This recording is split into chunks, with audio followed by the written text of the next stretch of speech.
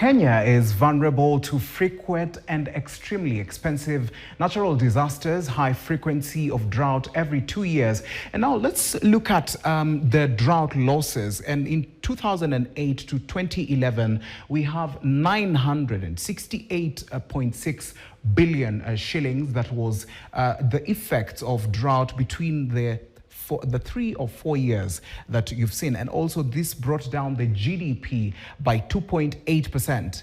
And the amount, the 968.6 billion was contributed, the level of, you can see 72% livestock contributed to this. Now we also move now, due to the prolonged drought, farmers have been unable to get any substantive crop production for 5 consecutive seasons, and pastoralist communities have also lost their livestock. Now we have more than 2.4 million livestock dead by 2022, and this report was released by SDL, and it also just puts the livestock mortality to be 15%, which we are looking at it going above the livestock mortality rate. And also now, for example, in an IPC report last year in 2022 in Marsabit County, the communities lost more than 121,000 sheep, 35,000 goats and cattle, which was around 38,000 in the last few months now, leading to October last year. And now to discuss this and to discuss the numbers that we have, as we are looking at the sheep, which are over 121,000, and goats 35,000, and also we have cattle going for 38,000 and above. And to discuss these numbers, I'm joined by Raphael Kinoti, who is the director, Brook East Africa, and you deal with livestock, you deal with animals, and also the welfare of animals. And looking at those numbers, first of all, welcome to Business Today. Thank you so much, Kevin. All right, and now looking at these numbers and the amount of money, I mean 968.6 billion. Yeah. First of all, what is your reaction to this?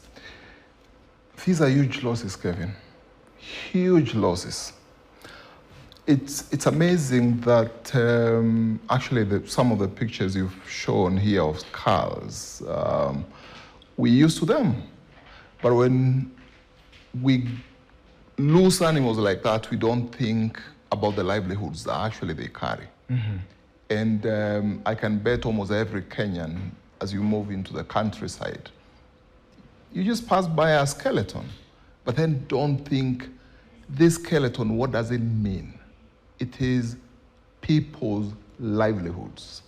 And so then we've lost huge livelihoods. Actually, the most current now is saying that the numbers are slightly above 2.4 million. Yes. We've now hit 3 million animals, the very current World Food Program report. Mm-hmm. Think about 3 million animals, and that's now in 2022. That translates to around 150 billion Kenya shillings. Drought is a big challenge to the economy of this country and livelihoods of people. Mm-hmm. Yeah. All right, and now let's also move on and look at 2.8% of GDP, bringing it down. And even as we move on in the year, because the better part of the year, we've not been receiving rain. Yeah. We've been having drought. I think we've had the highest number of livestock just dying due to this drought. Yeah. Now, going forward, what do we need to do in order for us to at least reduce these numbers? Kevin, if you would allow me, I can take you back a little bit, so that then we look at the bigger picture, the bigger scenario for this. We have had some 10 to 12 years of recurrent drought. The first severe one is the one actually showed here in 2011. But then we had another episode in 2016, 2017. Mm-hmm. In 2011, it was estimated that actually we were having around 11 million people lacking food, if you look at the human side. In 2016, 2017, around 15 million. Currently, we are talking of around even 23 million actually people lacking food in the Horn of Africa. In our own country is the 22 counties that we count as arid semi-arid. Now, the major challenge here in terms of the economy is that actually these droughts are coming to impact us when we're just marching out of the COVID. You know, the way COVID came and devastated our economy and even local economies, actually, because I was talking to a farmer the other day who lost huge numbers of livestock and actually was also doing crop farming and tells me actually his onions rotted in the farm.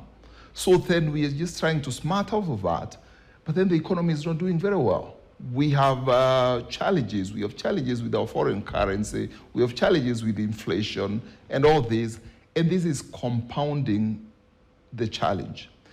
But one of the bigger problems, which I will always call the elephant in the room, is that actually, if you look at the recurrence of these droughts, they are becoming more severe. The current drought, actually, experts are telling us, is the most severe in the last 60 years. Yes. Kenyans may not feel it as such, but when you look at our counties that are in the north and the eastern, you're talking of all the way from Turkana, going into Marsabit, into Mandera, Wajir, Garissa, and all the others, including Barigo and the others. Now, beyond our country getting into Somalia, the whole of Somalia, especially the middle and southern, central and southern parts, and the southern parts of Ethiopia. So it's actually the Horn of Africa challenge. The biggest challenge is our resilience mechanisms. Yes, we've done lots of efforts, but really, I think there's something that we need to change in the way we undertake our resilience systems. And what do I mean by resilience systems?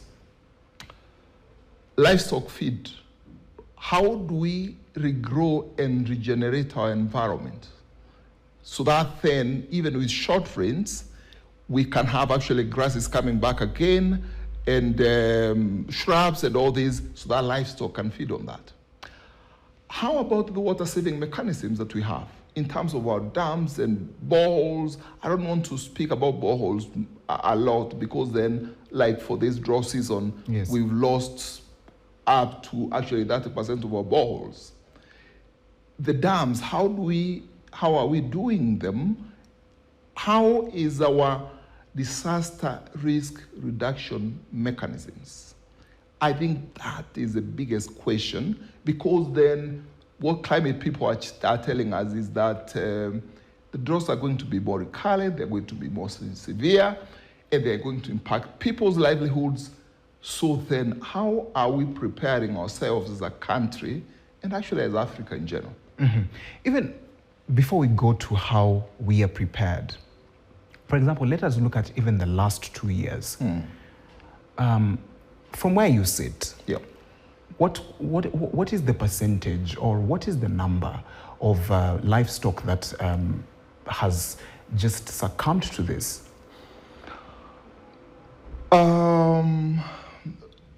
You have already reflected some data on a few counties. Yes. But then we're told between the January 2022 and now, Kenya has lost 3 million livestock. And these are from cattle, sheep, and goats, but then also to equines, like the donkeys. Huge livelihoods that have been lost there. Actually, I was in Moranga some 2 weeks ago and talking to the veterinarians in that area. And they were telling me the single greatest challenge they were facing in the months of January, February, and March is animals actually falling off. Moranga, you would think, is is a high agricultural potential area. But then, because then the animals are not being fed well and we don't have a nice, good feeding mechanism, then the largest cases of livestock are the ones you hear Kenyans say, ng'ombe yangu yanahitaji kuinuliwa. The animal went down, it can't rise up again. And for the first time, we saw even increased number of such animals, cases of such animals in pigs. You know, traditionally we're used to actually pigs being able to survive in the whole of this because then they are fed. But now because of the feed imbalance, the nutritional imbalances, we have some of these cases actually beginning to get into some of these species that we're not used to. So our feeding, our animal feeding mechanism, our feed stocks, the way we grow them, the way we stock them, is where the biggest challenge is, because then we are almost a net importer of livestock feed. Almost every year, as we import people's food, we're importing livestock feed, mainly from Tanzania and from Uganda. I had a meeting earlier today. Uganda is having a big explosion in terms of people wanting to go into livestock farming, people wanting to go into dairy farming. So soon and very soon, Uganda actually is not going to be exporting their feed to us. Where do we get this feed from? All the countries, almost all the countries that Kenya was importing feed from, they are beginning to say we can also do it. Uganda today is beginning even to export a bit of milk to Kenya, which traditionally was not the case. Yes. Tables are turning, things are changing. What is the future of the livestock sector in this country? How do we build resilience for those livestock in this country? And that's why, as you know, Kevin, we've talked for many times. As Brook East Africa, we begin to look at livestock like donkeys. Donkeys are fairly resilient. Yes, we don't consume donkey milk or donkey meat, but you can imagine if you have some of these livestock like a donkey in a farm, lots of your challenges begin to be sorted in terms of sourcing for feed for these livestock and all this. If you look at a drought situation when you guys focus in some of these arid places, you find all skeletons down, but a donkey standing beside a woman. It is almost the only animal left standing. So it is the single greatest animal in terms of resilience building down at the community level when some of these shocks begin to happen. So as we think about resilience, as we think about how actually we can keep our communities alive and afloat in all this, we have to think about livestock species that actually can help our people, but then also think about mechanisms to save some of, especially feed and water for our livestock. All right, Raphael, we just have to pause there. We'll go for a short break, but we'll be back also to discuss about now the donkey and how even people can leverage on it and even make more sales through that. All right, we are going for a short break. We'll be back with more. Remember, today we are talking about drought and its effects on livestock. We'll be back with Raphael Kinoti.